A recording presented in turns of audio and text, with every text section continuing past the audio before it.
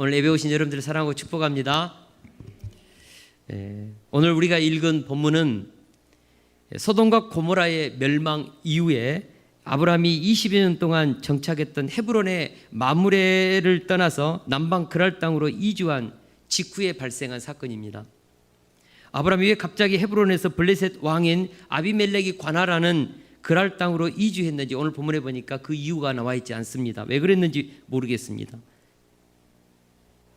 판단하기는 생각해 볼 때 아마도 목초지가 부족해서 옮겼던 것 같습니다.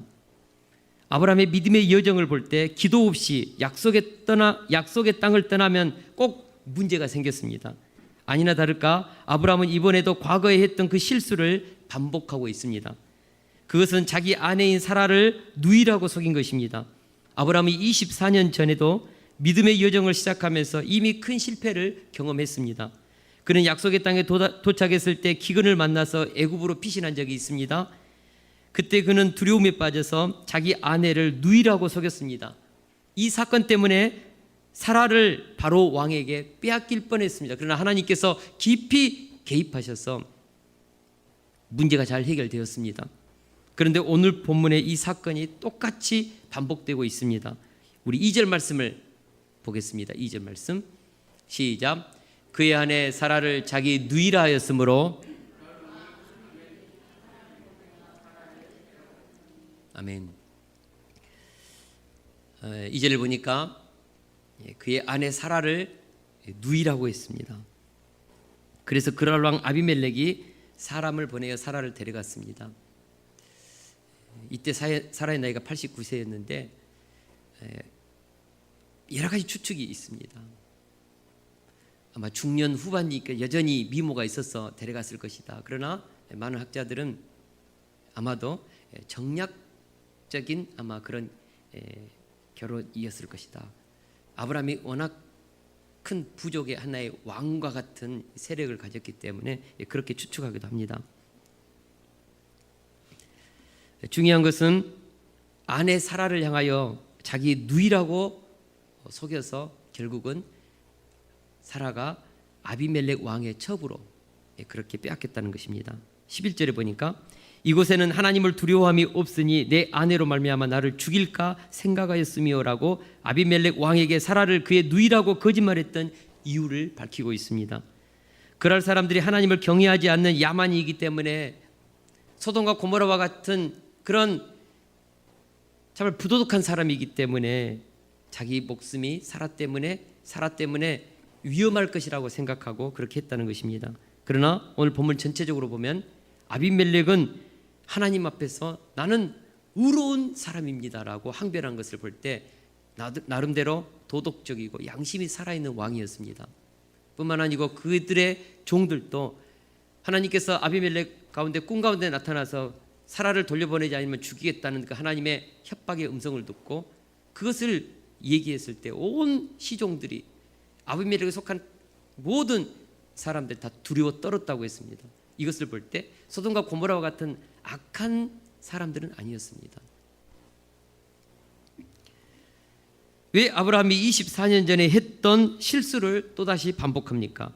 사실 24년 전 애굽에서의 실수는 그래도 신앙의 초창기였습니다. 이제 갓 예수님을 믿고 하나님의 약속의 말씀을 듣고 신앙생활을 출발했던 초기였기 때문에 그런 실수 인정이 되죠. 아, 그럴 수도 있다. 이제 갓 신앙생활했고 하나님이 누구인지 몰랐기 때문에 그럴 수도 있다. 그러나 오늘 본문은 24년이 지난 후입니다. 수없이 많은 인생의 사건들을 통하여서 살아계신 하나님을 경험했습니다. 아브라함은 충분히 성숙한 믿음을 가졌을 때입니다. 무엇보다도 이번에는 하나님께서 사라를 통하여 내년에 아들을 주시겠다고 약속을 했습니다. 그 아들의 이름을 이삭이라고까지 지어줬습니다. 그래서 사실 이번에 했던 이 실수는 변명의 여지가 없다는 것이죠. 이것은 실수가 아니라 어떻게 보면 그의 반복된 죄의 문제였습니다. 그토록 많은 하나님의 사랑과 기적을 체험했으면서도 왜 아브라함이 또다시 무너졌을까? 이제 신앙생활 한 지도 24년이나 지났는데 헷불 언약도 받았고 할례 언약도 했고 아브라함에서 아브라함이라고 이름까지 개명해 주셨는데 낳을 아들의 이름을 이삭까지라고 지어 주셨는데 하나님께서 직접 도대체 왜 또 아브라함은 무너졌을까? 왜 그랬을까요? 인간이었기 때문에 그렇습니다. 여러분, 아브라함은 우리와 똑같은 인간이었습니다. 많은 사람들이 그런 생각을 합니다. 사람은 나이 들었다고 해서 성숙해진다는 생각을 할 수 있습니다. 그러나 사람이요, 나이가 든다고 해서 저절로 성숙해지지 않습니다. 사람이 사회 경험을 많이 했다고 해서 실수를 줄이고 완벽한 삶을 구현해내지 못합니다. 사람들이 공부를 많이 하고 책을 많이 읽었다고 해서 그 사람이 죄를 이기는 그런 도덕적인 삶을, 하나님이 기뻐하는 그 삶을 살아내지 못합니다. 나이가 50이 들고 60이 들면 철이 들 것 같은데, 저도 이제 50이 이제 되어서 좀 철이 드는, 내 이름도 김성철인데 좀 철 좀 들었으면 좋겠는데 여전히 참 유치한 인생을 살고 있을 때가 있고, 유치한 말을 하고 조그마한 일에 감정이 상하는 제 모습을 보게 됩니다. 여러분, 인간의 본능은요, 변하지 않습니다. 인간은 여전히 타락한 아담의 죄성을 가지고 있기 때문에 그렇습니다. 그래서 나이가 든다고 해결되지 않습니다. 교회 생활, 교회 봉사 많이 했다고 해서 우리의 인격이 그렇게 다듬어지고 변화되지 않습니다. 과거의 실수 때문에 혼나고 죽을 뻔했어도 사람은 또다시 그 같은 실수를 반복해서 하는 것입니다. 여러분, 아브라함이 똑같은 실수를 반복해서 했다고 해서 판단하고 정죄하지 마십시오. 이것은 우리 자신도 똑같기 때문에 그렇습니다. 우리가 저지른 실수를 보면요, 거의 다 반복되는 것입니다. 예를 들어서 어떤 사람들은요, 힘들 때마다 꼭 술을 찾습니다. 술을 마십니다. 꼭 그렇습니다. 또 어떤 사람은 습관적으로 위기가 오면 자기도 모르게 거짓말을 막 둘러댑니다. 어떤 사람은 반복적으로 도박에 손을 댑니다. 남의 물건을 손을 대던 도벽이 있는 사람은요, 그런 기회가 왔을 때 거의 반사적으로, 아무리 신앙생활 오래 했어도, 목사가 되었어도 도벽을 합니다. 여러분, 범죄자들의 전과 기록을 보면 특징이 있습니다. 여러 가지 죄를 다양하게 짓는 것이 아니라 한 가지 죄를 반복해서 짓습니다. 절도죄를 범한 사람은 계속해서 절도죄를 범합니다. 성추행이나 성폭행을 범한 사람은 계속해서 같은 짓을 또 합니다. 사기를 친 사람은 감옥에 갔다 와서도 또 사기를 칩니다. 이것은 인간의 죄성이 얼마나 반복적인가를 알 수 있습니다. 단순한 실수가 아니라 심각한 죄 문제라는 것입니다. 저는 오늘 본문 말씀을 묵상하면서 아브라함 안에도 고쳐지지 않는 그런 반복되는 죄성이 심겨져 있음을 보게 됩니다. 왜 나이가 들고 신앙심이 깊어져도 이런 죄를 반복할까요? 다시 한번 11절을 보겠습니다. 시작. 아브라함이 이르되 이곳에서는 하나님을 두려워함이 없으니 내 아내로 말미암아 사람들이 나를 죽일까 생각하였으며. 여기서 우리가 주목해 보아야 될 부분이요, 나를 죽일까 뭐라고 했다고요? 생각하였으며. 생각입니다. 생각. 팩트가 아닙니다. 사실이 아닙니다. 생각하였으며. 아브라함 안에 바뀌지 않는 어떤 생각의 기준 때문에 그랬다는 것입니다. 앞에서도 말씀드렸듯이 아브라함이 생각한 것처럼 그럴 사람들은 그렇게 부도덕하고 비양심적인 사람들이 아니었습니다. 단지 아브라함의 생각의 기준이 그렇다고 여긴 것입니다. 생각해 보십시오. 생리를 멈춘 지가 오래되었습니다. 89세의 나이였습니다. 도대체 사라가 예뻤으면 얼마나 예뻤을까? 정말 아브라함을 죽이고 그 아내 때문에, 예쁜 아내 때문에, 89세 된 그 아내 때문에 아브라함을 죽일 정도로 사라가 그렇게 예뻤을까요? 모르겠습니다. 사실이 아닌 것을 생각과 느낌으로 그렇다고 믿고 사라가 예뻐서 자신을 죽일까 봐 아내 사라를 누이라고 거짓말 친 것입니다. 그런데 창세기 12장에 나오는 24년 전의 애굽의 사건도 사실은 똑같습니다. 반복적인 패턴이라는 것입니다. 우리 창세기 12장 11절에서 13절을 같이 한번 읽어보겠습니다. 시작. 그가 애굽에 가까이 이르렀을 때 그의 아내 사라에게 말하되 내가 알기에 그대는 아리따운 여인이라 애굽 사람이 그대를 볼 때에 이르기를 이는 그의 아내라 하여 나는 죽이고 그대는 살리리니 원하건대 그대는 나의 누이라 하라. 그러면 내가 그대로 말미암아 안전하고 내 목숨이 그대로 말미암아 보존되리라 하니라. 이때는 물론 사례는 굉장히 바로의 신하들도 예쁘다고 했으니까 예뻤었을 것입니다. 그러나 정말 사례가 예뻤다고 해가지고 정말 아브라함을 죽이고 그렇게 사라를 취할 정도로 애굽이 무법천지였을까요? 아브라함의 생각이었습니다. 사례가 너무 예쁘기 때문에 자기를 죽이고 취할 것이다. 그의 느낌이었죠. 그의 생각이었습니다. 자기 기준이 그런 생각을 만들고 공포에 빠져가지고 아내 사례를 누이라고 하게 하라고 그렇게 거짓말을 한 것입니다. 아브라함 안에 형성된 어떤 생각의 기준이 반복적인 실수를 하게 했다는 것이죠. 특별히 그 생각의 기준은 아브라함을 불러서 천하 만민에게 복을 주려고 하는 하나님의 약속을 믿지 못하는 불신의 생각이었습니다. 아브라함과 함께 하시는 하나님을 빼고 자신이 인생의 주인이 되어서 하는 생각이었습니다. 왜 이런 생각의 기준이 만들어졌을까? 그것은 아브라함의 어린 시절 부모님의 양육 태도가 형성한 성격이었을 것이고 그런 생각의 기준이 들어왔을 것입니다. 우리는 아브라함의 어린 시절에 그가 부모님으로부터 어떤 양육을 받았는지는 알 수 없습니다. 그러나 스스로 자신을 보호하기 위해서 거짓말도 쉽게 하는 모습을 볼 때 두 가지 양육 패턴이 있었을 것으로 추측해 볼 수 있습니다. 하나는 부모가 강압과 징벌로 아이를 키웠을 때 스스로 자신을 보호하려고 위기가 오면 쉽게 거짓말을 합니다. 아마도 징벌과 강압의 양육 패턴이 있었을 것이다. 또 한 경우는 과보호라든지 유약의 양육 패턴으로 부모가 아이를 지나치게 배려하고 키웠을 때 모든 세상의 구조가 자기를 위하여 움직여 주어야 한다고 생각합니다. 분명한 것은 아브라함 안에 자신이 살고자 두 번씩이나 연약한 아내를 팔아넘긴 그 졸장부의 모습은 분명히 어린 시절에 만들어졌다고 가정할 수 있습니다. 휴 미실 다이는 이것을 몸에 밴 어린 시절이라고 했습니다. 다시 말해 성장한 어른임에도 불구하고 그 안에 과거에 상처받은 어린아이가 함께 살고 있다는 것입니다.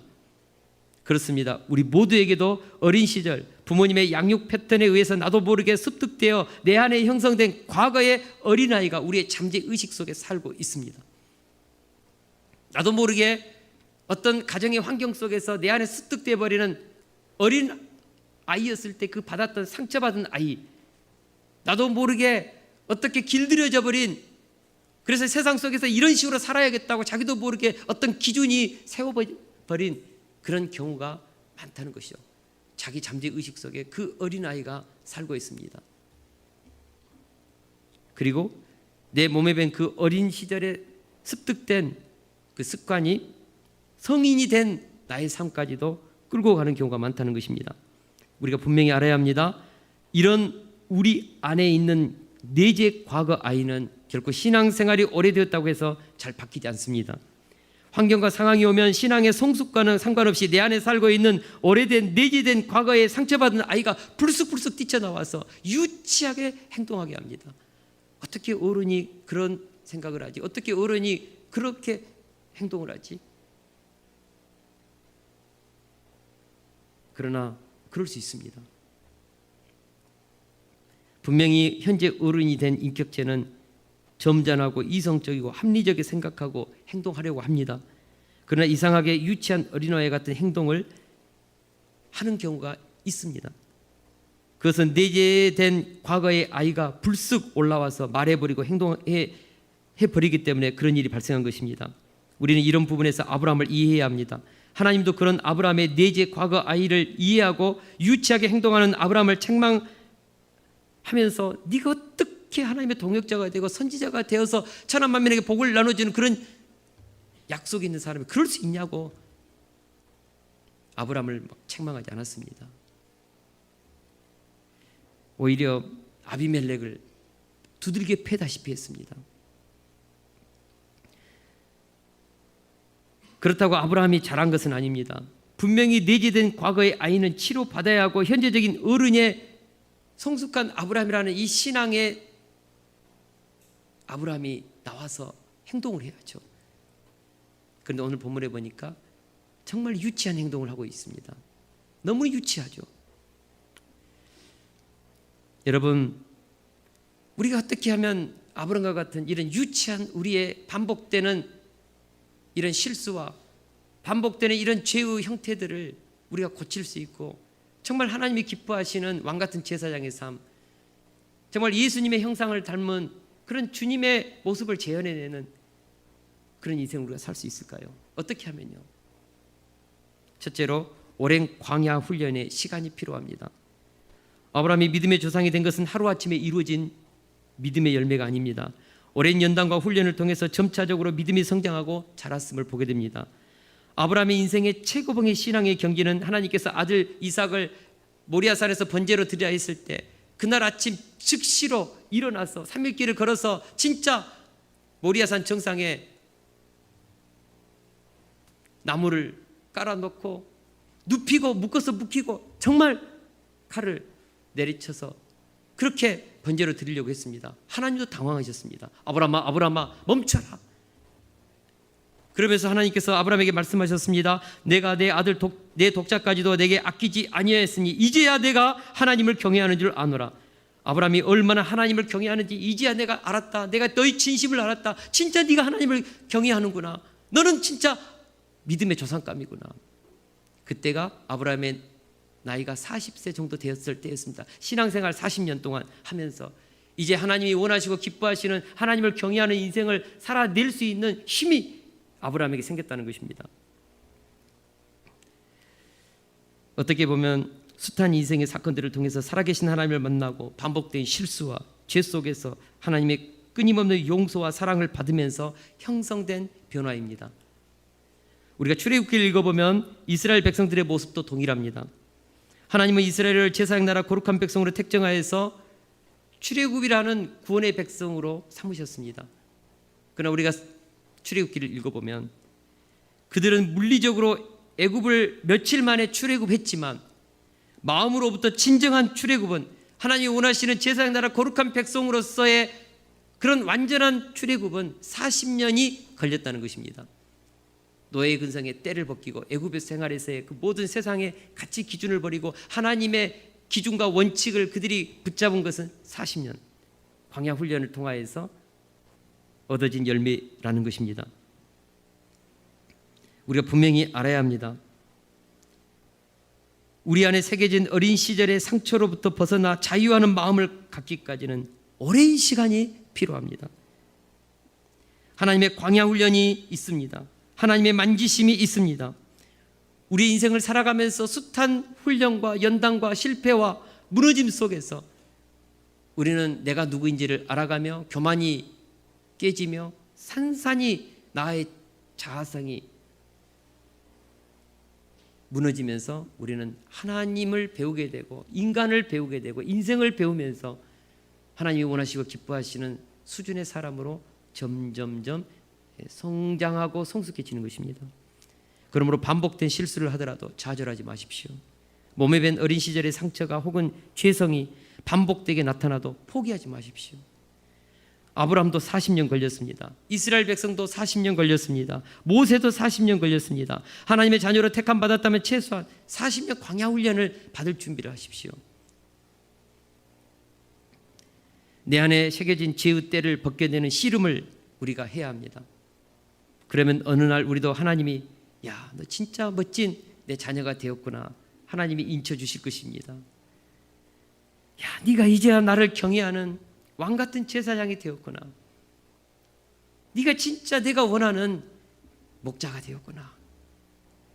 우리 하나님이 인정해 줄 날이 있을 것입니다. 신앙생활은 지름길이 없습니다. 반드시 광야 훈련의 시간, 연단의 시간, 무수히 반복되는 실수의 시간, 넘어짐의 시간도 우리에게는 있습니다. 물론 안 넘어지면 좋겠죠. 물론 온전히 매일매일 승리하면 더 좋을 것입니다.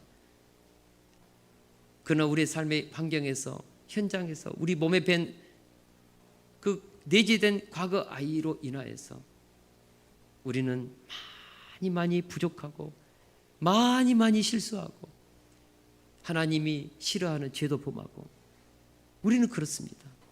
그러나 하나님이 우리를 붙잡고 계시기에, 하나님이 우리를 사랑하고 계시기에 이거 한 가지만큼은 잊어버리지 않았으면 좋겠습니다. 하나님은 나를 사랑하고 있다. 하나님은 나를 택하셨다. 하나님은 나를 부르셨다. 나를 위해서 독생자 예수님의 생명값을 지불하고 나를 사셨다. 우리가 이거 한 가지만 붙잡고 도망만 가지 않으면, 포기만 하지 않으면 우리는 변화됩니다. 우리는 승리합니다.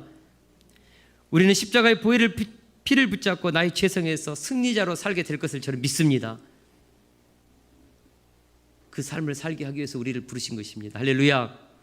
둘째로, 반복된 실수를 이기는 하나님의 약속이 아브라함에게도 있고 우리에게도 있다는 것입니다.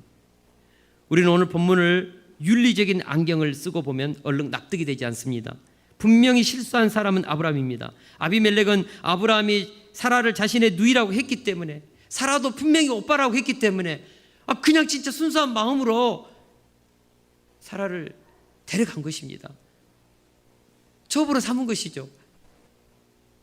근데 하나님은 갑자기 아브라함은 아무 말도 책망도 하지 않고 아비멜렉만 뭐라고 하는 것이죠.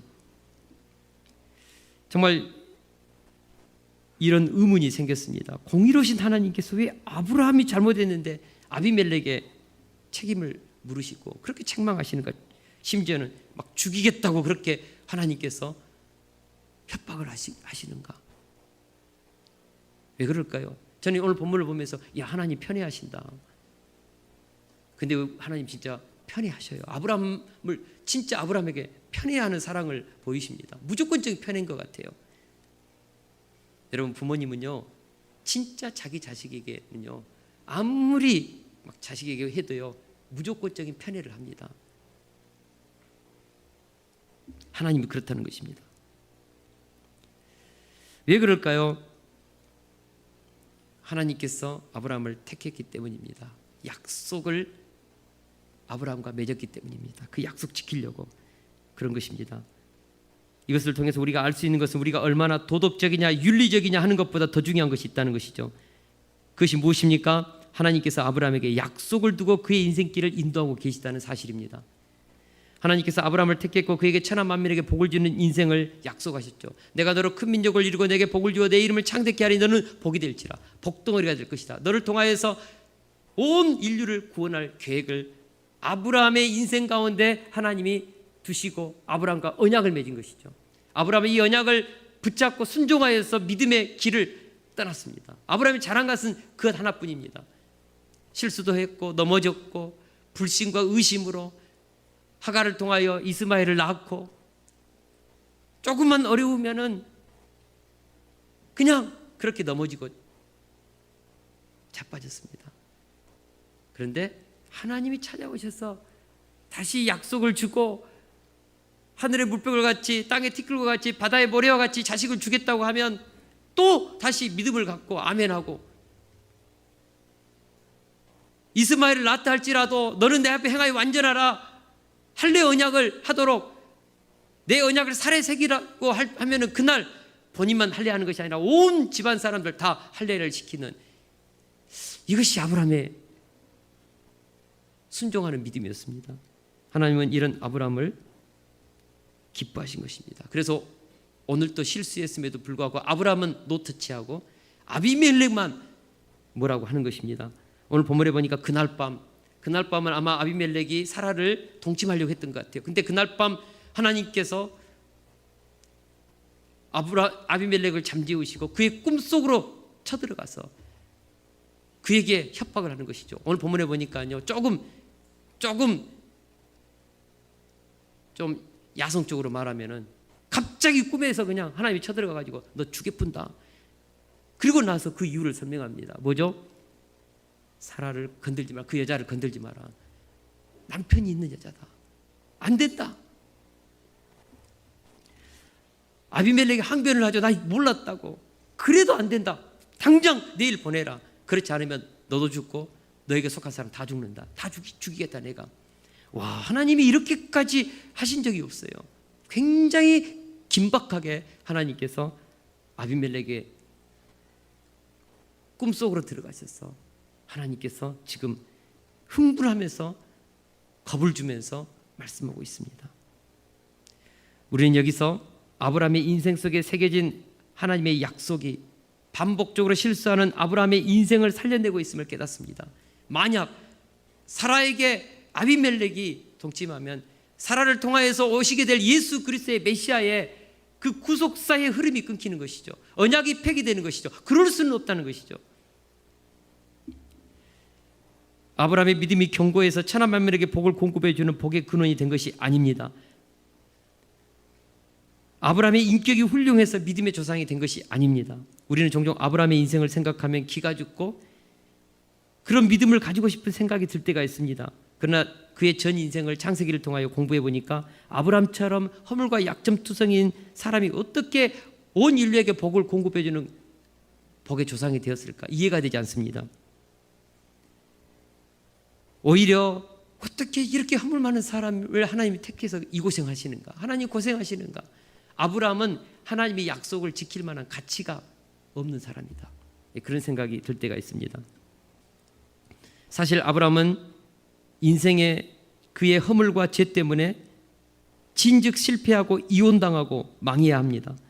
그런데 아브라함이 망하지 않고 실패해도 또다시 일어나고 선지자가 되고 왕의 반열에 서게 된 이유가 무엇입니까?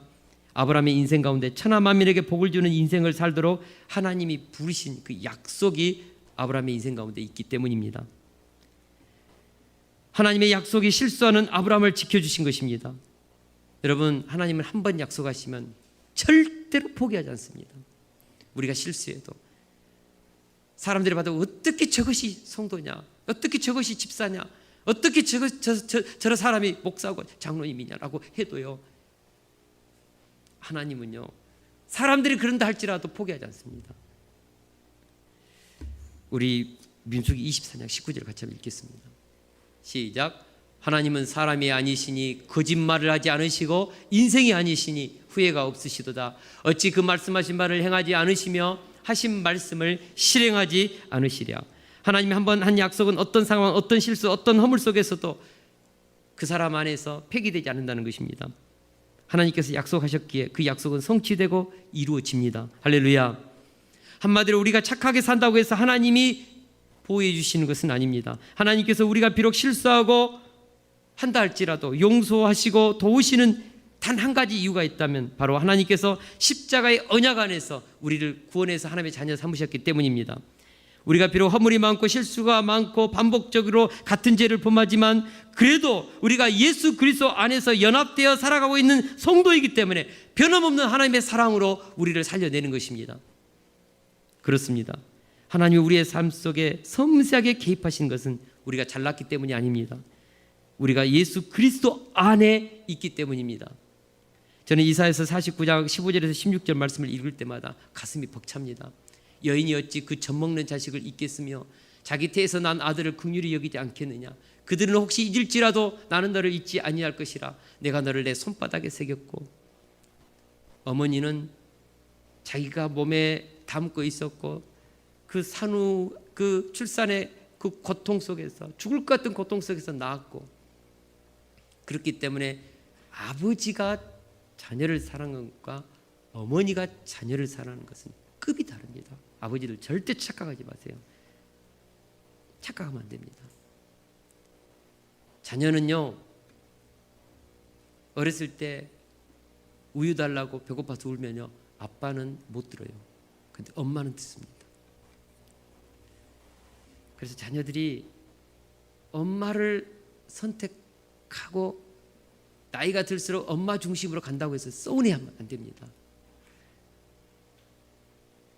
어머니는 그런 존재입니다. 근데요 그런 어머니라도 자식을 잊을 때가 있고 자기 문제에 빠져가지고 못 돌볼 때가 있습니다. 근데 하나님은 너희를 낳는 너희 엄마가 너희 어머니가 너를 잊었다 할지라도 나는 너를 잊지 않겠다. 모성보다도 더 큰 사랑으로 우리를 사랑한다는 것입니다. 너의 이름을 내 손바닥에 새겨놓았다. 우리 중간고사 볼 때 진짜 중요한 것은 손바닥에 새기면서 외우지 않습니까? 하나님은 우리 이름을 손바닥에 새겼대요. 잊지 않겠다는 것입니다. 어떤 경우에도 우리를 잊지 않겠다. 너를 놓아버리지 않겠다. 포기하지 않겠다. 너가 아무리 큰 죄인이라 할지라도 나는 너를 포기하지 않겠다. 하나님의 마음입니다. 감동적인 말씀입니다. 우리 그리스도인들은 어떤 실패나 실수나 반복되는 죄의 넘어짐 속에서도 예수 그리스도 안에서 다시 시작할 수 있어야 합니다. 왜냐하면 하나님이 예수 그리스도 안에 있는 우리를 포기하지 않기 때문에 그렇습니다. 우리 로마서 8장 1절 2절을 같이 한번 읽겠습니다. 시작. 그러므로 이제 그리스도 예수 안에 있는 자에게는 결코 정죄함이 없나니 이는 그리스도 예수 안에 있는 생명의 성령의 법이 죄와 사망의 법에서 너를 해방하였음이라. 아멘. 구원받은 많은 그리스도인들이요 반복되는 이런 몸에 밴 어린 시절의 상처 때문에 무너지는 경우가 많습니다. 그래서 많은 그리스도인들이 나는 진짜 구원받았고 하나님의 자녀인가를 의심하면서 더 이상 일어나지 못하고 교회를 떠나는 심령도 있고요. 신앙이 오히려 망가져버린 경우도 있습니다. 그러나 우리가 분명히 알아야 합니다. 그리스도 예수 안에 있는 자에게는 아무리 큰 실수를 해도 다시 일어날 수 있는 길이 있습니다. 그리스도 안에서 어떤 사람도 어떤 실수도 어떤 죄도 하나님 다시 시작하게 할 수 있는, 그리스도 안에서 다시 시작하게 할 수 있는 소망이 있습니다. 예수 그리스도의 십자가의 언약은요 그렇게 힘이 있습니다. 죄와 사망의 권세에서 우리를 해방시켰고 우리를 하나님의 자녀가 되게 했습니다. 예수님의 피값이 지불해, 예수님의 생명값이 지불된 자녀이기 때문에 그렇습니다. 저에게도 몸에 밴 어린 시절에 아픔이 있습니다. 우리 최선희 사모님 안에도 몸에 밴 어린 시절에 고통이 있습니다. 부부로 살아가면서 그 상처 때문에 우리가 서로 참 많이 부딪힌 적이 있습니다. 정말 이혼하고 싶을 정도로 위기 때도 있었습니다. 가만히 생각해 보면 이유가 무엇일까? 우리 안에 아직도 예수님을 믿었지만, 주님을 사랑하지만 여전히 이성적으로는 사랑하면서 살고 싶은 생각이 있지만 감정이 안 되는 거예요. 근데 그 감정 밑에는 어린 시절 때 나도 모르게 형성된 그 기준이 있다는 것이죠. 참 힘든 부부의 그 관계성 속에서 어려움이 있었습니다. 물론 지금은 많이 극복했죠. 우리 김재은 사모님 안에도 몸에 밴 어린 시절의 상처가 있습니다. 우리 모진원 전도사님 안에도 부모님의 양육 패턴에서 형성된 내재 과거 아이가 살고 있습니다. 여러분, 목회자 가정이라고 해서 완벽하지 않습니다. 제가 우리 기독사관학교 선생님들 가만히 봅니다. 우리 김혜미 선생님 안에도요 어린 시절에 그 내재된 과거 아이가 있어요. 우리 오진아 선생님 안에도요 어린 시절에 아직도 해결되지 않는 그 내재 과거 아이가 살고 있습니다. 우리 이명 집사님, 우리 박연아 집사님 환상적인 커플인 것 같죠? 근데요 실제적으로 들어가 보면 그 두 사람 안에 형성된 과거의 그 두 아이가 싸우고 있습니다. 유치하게 싸우고 있습니다. 제가 근데 내가 잘은 몰라요. 근데 다 보면 알아요. 그런 일들이 있어요. 우리 장로님과 우리 나정님 권사님 얘기도 들어보면 그런 젊었을 때 어마어마한 위기가 있었습니다.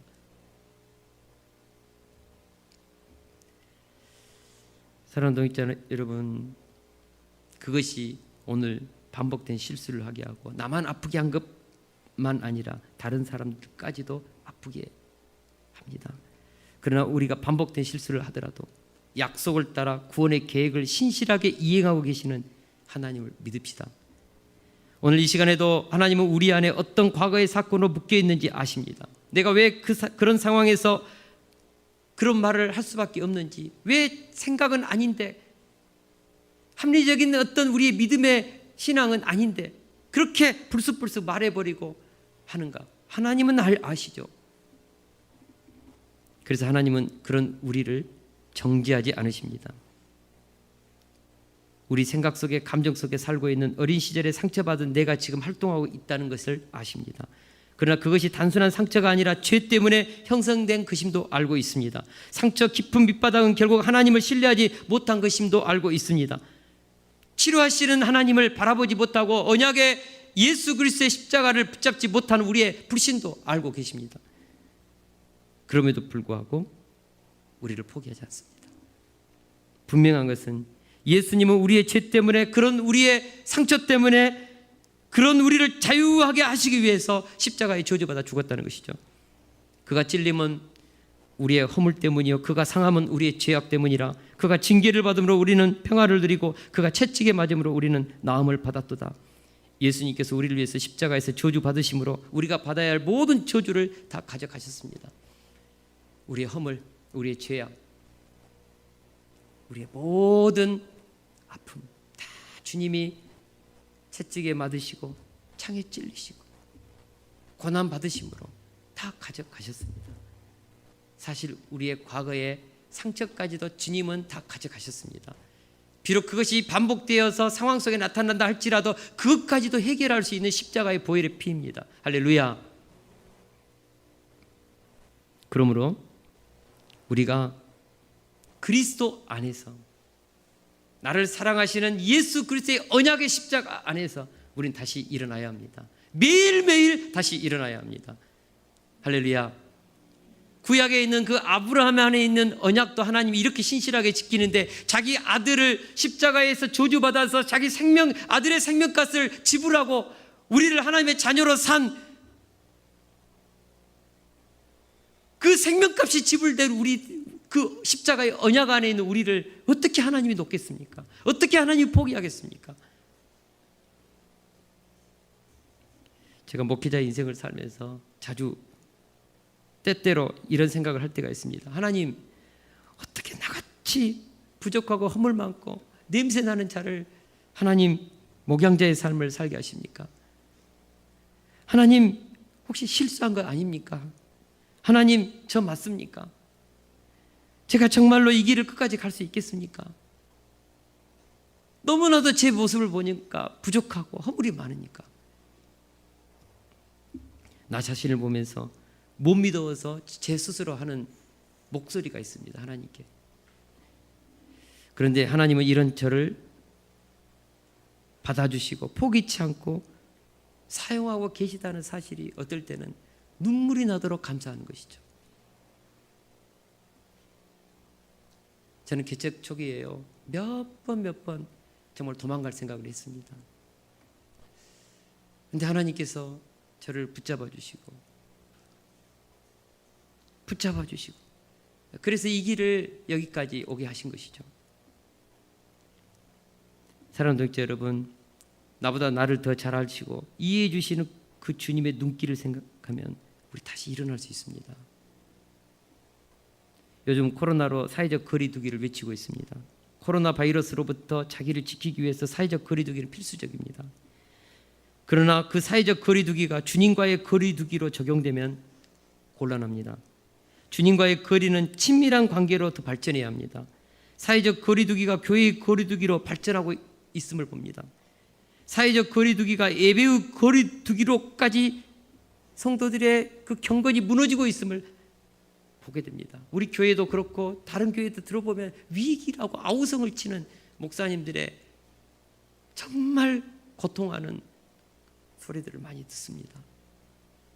코로나가 하나님과 우리의 이 사이를 이렇게 정말 무너지게 하고 있구나. 그러나 사랑하는 성도 여러분, 이런 코로나도 하나님과 우리의 이 친밀한 관계를 무너뜨릴 수 없습니다. 우리가 논다 할지라도 하나님은 놓지 않습니다. 하나님이 우리를 택했기에, 하나님이 자기 피로 교회를 세웠기에 이 교회 코로나로 무너질 수 없는 것이죠. 그 정도로 연약한 교회가 아닙니다. 교회 안에는 십자가 있고 진리가 있고 생명이 있고 부활이 있고 하나님이 우리를 위해서 준비한 영원한 하나님의 나라가 이곳에서부터 이루어지고 있기에, 구속사가 담겨져 있는 하나님의 임재가 있는 공간이기에, 몸이기에, 저는 코로나 이후 교회 안에 새 부흥이 있을 것이라고 믿고, 주님이 오실 때까지 교회는 강하게 놀라운 진리 안에서 저는 승리의 면류관을 쓸 줄로 믿습니다. 기독교는 언약의 종교입니다. 특별히 예수님 안에 체결된 십자가의 언약은 너무나 중요합니다. 다시 한번 결론적으로 말씀드립니다. 우리는 십자가의 언약 안에서 살고 있습니다. 우리는 십자가의 언약으로 하나님이 예수님의 생명값을 지불하고 하나님의 자녀로 산 예수님의 생명값, 아들의 생명값, 돈으로 계산할 수 없는 생명값을 지불하고 우리를 하나님이 샀습니다. 언약이 있는 생명이고 언약이 약속이 있는 우리의 인생이죠. 어떻게 우리 인생을 사탄이 무너뜨릴 수 있습니까? 어떻게 우리 인생을 내재된 과거의 그 상처가 우리의 삶을 무너지게 할 수 있겠습니까? 어떻게 반복적인 그런 작은 실수와 혹은 중대한 그런 죄가 우리의 인생을 무너뜨릴 수 있겠습니까? 그럴 수 없는 것이죠. 십자가의 언약이 진짜 우리 안에 맺어져 있다면 우리는 십자가의 언약 안에서 다시 시작할 수 있습니다. 오늘 이 말씀을 다시 한번 붙잡으면서 십자가의 언약 안에 나는 하나님의 보호를 받고 있다. 하나님은 십자가의 언약으로 나를 편애하고 있다. 내 도덕과 윤리와 양심보다도 십자가의 언약 안에 있는 나를 하나님은 사랑하신다. 그리고 그 십자가의 언약을 붙잡고 있는 그 믿음까지도 하나님이 나에게 공급해 주고 계시다. 그래서 나는 실수할 수 없다. 나는 무너질 수 없다. 나는 사탄의 공격으로 죄로 인하여서 내 인생은 구원은 무너질 수 없다. 이것을 확신해야 합니다. 이번 한 주 동안도 십자가의 언약 안에서 일어서면서 예수님이 우리를 위해서 지불한 그 핏값으로 인하여서 우리 삶이 회복되고 우리 주님이 왕같은 제사장의 삶, 주님의 형상을 담는 그 삶으로까지 다시 일어서고 다시 일어서면서 성장하고 성숙할 수 있기를 주의 이름으로 축원합니다. 우리 찬양하고 같이 기도하는